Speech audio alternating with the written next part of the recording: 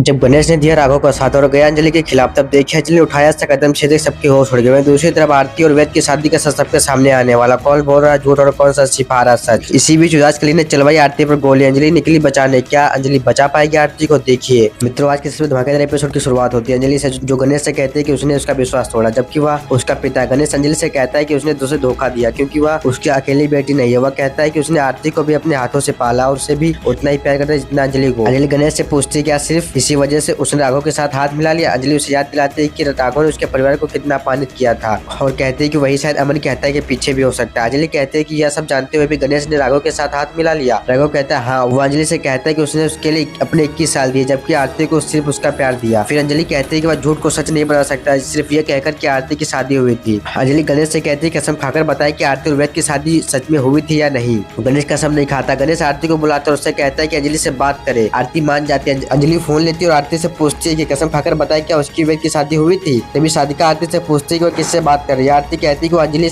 पूछ रही है क्या उसकी शादी वेद से हुई थी। साधिका फोन लेती है और अंजलि से कहती है कि वेद और आरती की शादी हो चुकी है। तभी राघव आ जाता है। राघव फोन लेकर अंजलि को चुनौती देता है कि वह यह केस जीते क्योंकि यह केस आरती का है। फिर अंजलि प्रदीप, संतोष और स्टेफनी से एक एक करके पूछती है क्या यहाँ वेद की शादी किससे हुई थी। तीनों चुप रहते हैं। अंजलि कहती है कि भले वे सब चुप है लेकिन वह जानती है कि वेद और आरती की शादी नहीं हुई है। कली राजवंशी परिवार से कहती है वह कोर्ट में उसके पक्ष में गवाही दे, लेकिन वह सब मना कर देते हैं और यह मानने से इनकार कर देते हैं वेद कली की शादी कभी हुई थी। कली कहती है कि वो सबको जेल भेज दी। कली वेद को फोन करती है, उससे कहती है कि वह मान ले कि उसकी शादी उससे हुई थी। वेद कहता है कि वो शादी नकली थी। कली कहती है कि अगर वह उसका नहीं हुआ तो वह किसी का भी नहीं होगा और कहती है कि वो आरती को मार डालेगी। वेद कहता है उससे पहले वह उसे मारेगा। युवराज वेद कली की बात सुन लेता है। बाद में युवराज कली को फोन करता है और कहता है कि वह आरती को मारना चाहती है ना। कली कहती है। युवराज कहता है कि वह उसके साथ प्लान बनाए और कहता है कि वह अंजलि को भेज देगा, फिर वह दोनों अंजलि और आरती को मार सकती है। कली मान जाती है। युवराज सोचता है कि अंजलि की मौत के बाद वो आजाद हो जाएगा। आरती गणेश फोन करते हुए गणेश चोरी छिपे उससे बात करता है, जबकि अंजलि रसोई में खाना बना रही होती है। एपिसोड खत्म होता है। अब अगले एपिसोड में युवराज फोन पर अंजलि को इशारा देता है कि आरती खतरे में, उसे बचा ले। कली आरती से कहती है कि वह उसके जाल में फंस गई है और अपने आदमियों को उस पर हमला करने का इशारा करती है। वे आरती पर हमला शुरू कर देते हैं। आरती पलट वार करती है। दूसरी तरफ कार से एक आदमी आरती पर बंदूक तानता है। तभी अंजलि समय पर वहां पहुंचकर उस पर वार करती है और आरती को बचाने में लग जाती है।